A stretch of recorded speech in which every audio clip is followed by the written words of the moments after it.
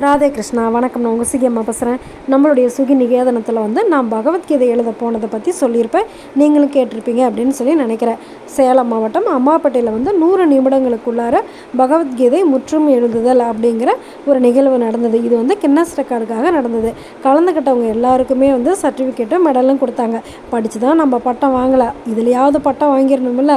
அதனால் இந்த வருஷமே சிவபெருமானும் ஒரு சர்டிஃபிகேட் கொடுத்துட்டாரு. இந்த அப்போது திருவாசகம் எழுதிட்டேன் அப்படின்னு சொல்லிட்டு. அதே மாதிரி பெருமாளும் பகவத்கீதை எழுதுனதுக்காக ஒரு சர்டிஃபிகேட் கொடுக்குறாரு. அதுவும் அவர் பக்கத்துலேயே நின்று வாங்கினது இன்னும் ரொம்ப சந்தோஷமாக இருந்தது. இன்னொரு சந்தோஷமான விஷயம் என்ன அப்படின்னாக்கா, இந்த பெருமாள், அதாவது இந்த ஜலநாராயணன் நேபாளத்துலேருந்து இங்கே வந்திருக்காரு. சரி, பகவத்கீதை எழுதுறதுக்கு குழந்தைங்க நிறையா பேர் வந்திருந்தாங்க. அது ரொம்ப ரொம்ப சிறப்பாக இருந்தது.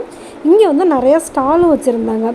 குழந்தைங்கள இந்த மாதிரி இடங்களுக்கு கூட்டிகிட்டு போகிறதுனால அவங்களுக்கு நிறையா நாலேஜ் வரும். அதாவது நம்ம பார்க்க முடியாத பொருட்கள் எல்லாமே இங்கே இந்த மாதிரி கண்காட்சியில் வச்சுருப்பாங்க. அதெல்லாம் நம்ம குழந்தைங்களுக்கு காமிக்கலாம். அது மட்டும் இல்லை, நம்மளுக்கே நிறையா பொருட்கள் தேவைப்படும். நம்மளுக்கு என்ன தேவை அப்படிங்கிறது கூட நம்மளுக்கு தெரியாமல் இருக்கலாம். அங்கே போய் இந்த மாதிரி கண்காட்சியில் நம்ம பார்க்கும்போது, இது கூட நம்ம வச்சுக்கிட்டா நல்லா இருக்குமே அப்படிங்கிற மாதிரி நிறையா பொருட்கள் நம்மளுக்கு தெரியும். இங்கே ஸ்நாக்ஸ் ஐட்டமாக இருக்கட்டும், கைவினை பொருட்களாக இருக்கட்டும், அப்புறம் நம்ம வீட்டில் யூஸ் பண்ணுற விளக்குகள், சாமி சிலைகள் அப்படின்னு சொல்லிட்டு துணிமணிகள் அப்படின்னு நிறையா வச்சுருந்தாங்க. கவரிங் நகைகள் உட்பட வச்சுருந்தாங்க. இது மட்டுமா, சாப்பிட்ற பொருளில் என்னென்ன வெரைட்டி இருக்கோ அத்தனையுமே அங்கே வச்சுருந்தாங்க.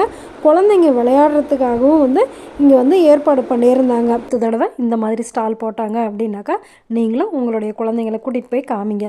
நம்மளுடைய சேலத்தில் இந்த மாதிரி அடிக்கடி நிறையா ஸ்டால்லாம் போடுறாங்க.